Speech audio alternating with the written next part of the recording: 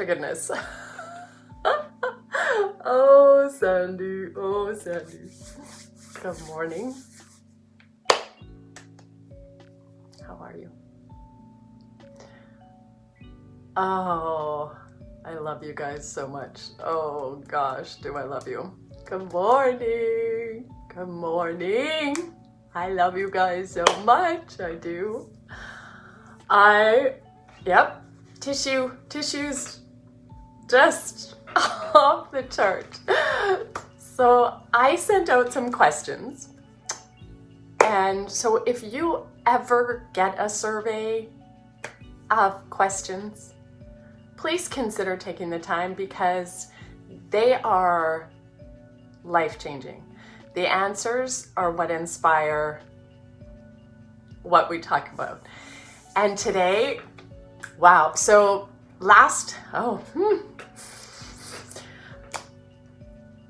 August 2019, a almost complete stranger, a fellow, and I know how we were introduced. He's a friend on my Facebook, and he was in a program called Good Morning.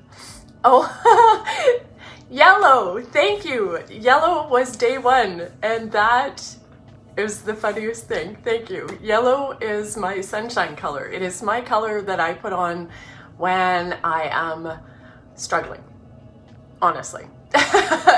and not maybe always, but it's interesting. It is my sunshine. It is like, and it has literally been pouring here for like 5 days that I think I need a little sunshine.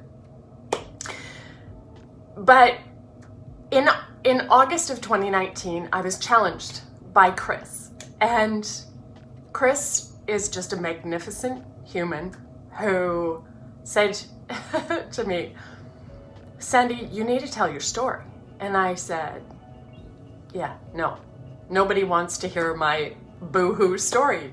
And he said, I strongly disagree with you. I challenge you to tell your story. And what unfolded from that challenge, because if you want Sandy to show up, challenge me.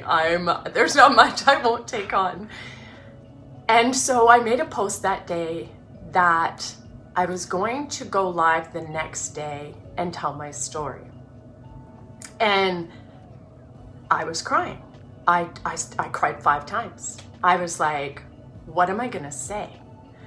And zoom forward, so that is the cream color, whatever, top, no makeup, live that I did, that within days, there was like almost 5,000 people had viewed that thing. And I mean, I cried through the whole thing, 24 minutes of, and it was the story of the truth. People who look like they have it together don't have it together at all. Some people have it together. Some people have a very blessed life. But I will tell you, that is a very small percentage of the population. Everybody freaking struggles. And, you know, in that, telling my absolute year of shame and humiliation and depression and anxiety because I failed, because I let everything fall apart. And so because, good morning, because society and social media paint this plastic picture of perfection, we compare ourselves and our lives to everybody else. So in those questions that I sent out, you guys, there was more than one person who said this is a huge issue. And not only females, guys, girls, ladies, friends. When you walk into your day, into the world, and you see other people, what do you see? Do you see, oh, she's so pretty, oh, he's so confident? Do you see, or do you see, wow, you know, we're all doing this thing called life and it's hard. And some days it's harder than other days to just show up and be good with good in yourself, right? And so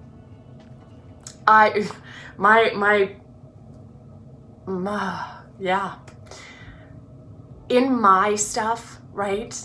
Because I grew up and I was with clients the other day, and I'm so excited I get to hang out with them tonight, making them dinner, social distancing dinner. And we were talking about shopping flyers, and we only have 2 grocery stores in my town, and I'm like, they're like, well, which store do you shop at? And I was like, well, I shop at both.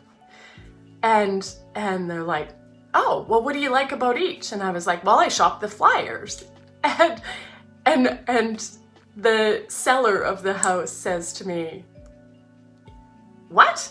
Like, really, Sandy, you shop flyers? And I'm like, I grew up dirt ass poor, like dirt ass poor, where if I had an apple in my lunch, I couldn't have an apple after school. And it didn't matter if I was hungry. That's too bad. And, you know, I well remember being 9 years old, soaking my mom's feet. My brother and I each had a wash pan of Epsom salt water. And those wash pans were our roasting pans, and it's disgusting to think about, of Epsom salt waters, because my mom had picked so much skin off her feet that they were raw and bleeding from the stress of not having enough money to pay the bills. And I was 9, and I have been hypnotized and taken back to that moment that I decided that I would never be a burden to anybody.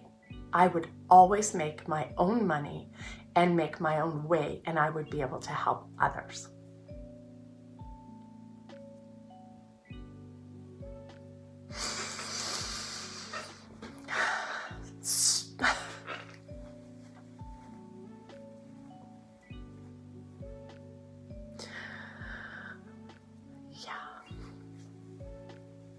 So,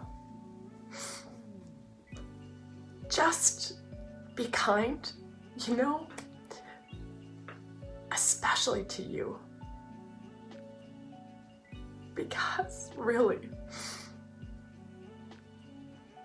like, so zoom forward in my life as a multimillionaire, I stopped knowing my why. I let go of why I was doing everything I did. I thought I was doing things right, and to some degree I was, but thank goodness everything that happened because I wouldn't be here with you.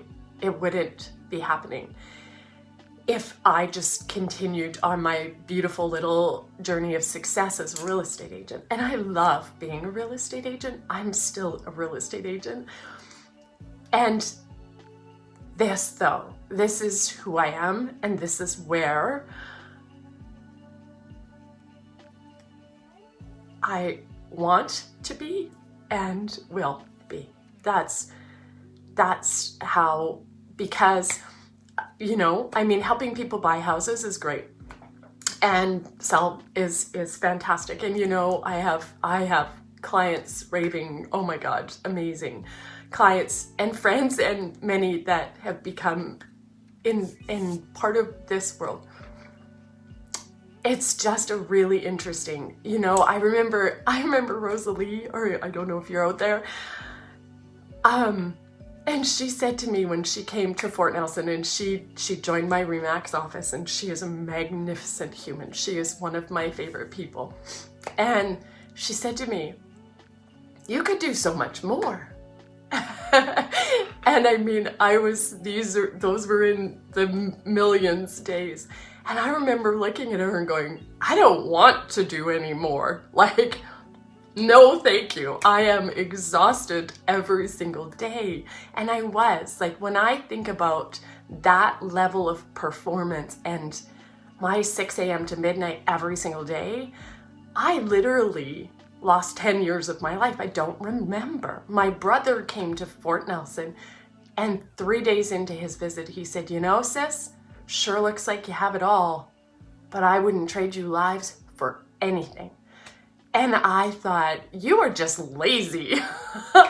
But the truth is, he nailed it. It's like, Sandy, you are living in a blur of chaos and cortisol. Your life looks so successful. It really did. And the truth was, my health, I was 75 pounds overweight, and I got knocked down with chronic fatigue syndrome. And my relationships, my kids are amazing, thank God. My dad has always said, they will grow up in spite of you, Sandy. And my marriage fell apart. Like, everything was a disaster, but I sure looked successful, right? God, right? The day they towed my paid-for Cadillac Escalade ESV Platinum through our town was such a gift. I was so ashamed and so embarrassed and so humiliated. But the truth is, good riddance. Who needs stuff? This, right? Community and friends and relationships and people. At the end of our life, what is gonna matter? The diamonds and the fancy stuff? God, no, right? So that's, perfectionism is paralyzing, and the illusion that we're chasing of this life, and I don't know what it is. I mean, top of the mountain is a feeling. Billionaire is a feeling. Mindset, it's a mindset of how you see everything. And when you can see, first of all, that Mother Nature is the mother of all mothers, and she is in perfect balance, and she will rise and roar when we need a timeout, and when she needs to take off her frickin' flip-flop and spank us, she's gonna do it. That is the basics, right? The earth is where everything is sourced and everything returns to. And we make it so freaking complicated to go out there and try to perform in some plastic world of human bullshit. And when really, if you just fall freaking in love with the fact that you are given this life and the chance to create these relationships, that is it. That is absolutely, bottom line, the most important thing is going to be, who's going to miss you when you're gone? Who's going to talk about you when you're gone because you showed up and you gave yourself?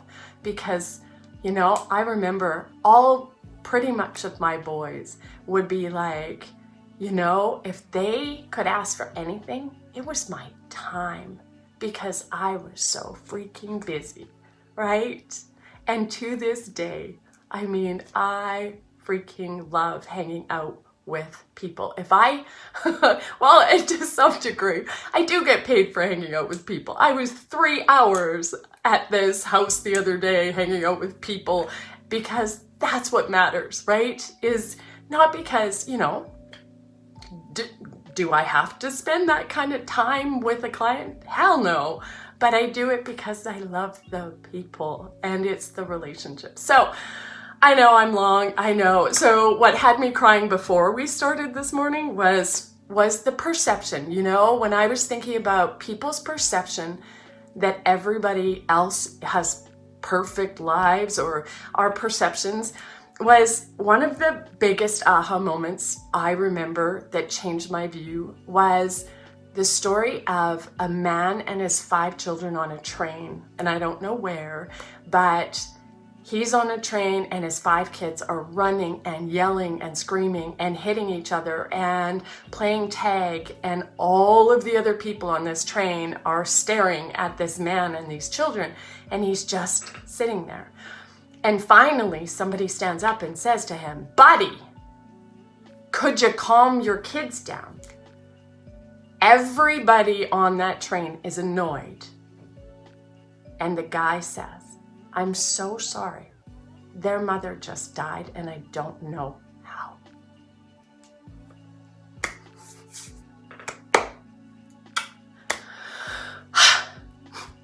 Okay, I'm done. I love you. Bye.